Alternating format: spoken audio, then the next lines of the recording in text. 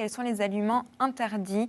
Est-ce que les fruits, il y a certaines viandes, certains poissons qui sont surtout à bannir? Alors, le chien est un animal à prédominance carnivore.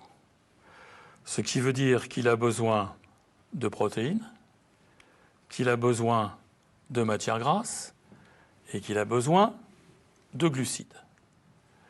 Car contrairement à ce que pensent un certain nombre de gens, les chiens consomment des glucides et ont besoin de glucides, même si le chien est une espèce qui peut fabriquer du sucre, pour parler simplement, à partir des protéines. Nous, on ne sait pas le faire, lui sait le faire. Il n'empêche que l'apport de glucides dans son alimentation, en quantité bien entendu raisonnable et raisonnée, permet d'économiser les protéines pour d'autres rôles dans l'organisme. Les protéines, ça sert à construire, à renouveler les tissus, les muscles, etc., le squelette, etc., etc. Donc aucun aliment n'est vraiment mauvais en tant que tel. Par contre, je ne vois pas quel est l'intérêt de donner des fruits à un chien.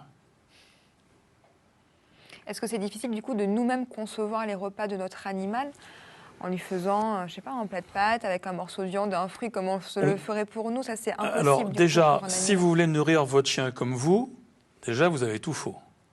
Parce que vos besoins ne sont pas les mêmes. Vous êtes omnivore. Lui, c'est un animal à prédominance carnivore. Donc les besoins ne sont pas les mêmes. Vous, le moteur de votre énergie, l'essence qui vous fait fonctionner, ce sont les glucides, les sucres. Lui, c'est les matières grasses. Donc si vous nourrissez un chien comme un être humain, déjà vous n'allez pas lui donner la bonne source de carburant. Et donc, quelle que soit l'espèce, dès qu'une espèce n'est pas nourrie selon ses propres besoins, et je défie quiconque de me prouver le contraire, ça marche moins bien et ça marche moins longtemps.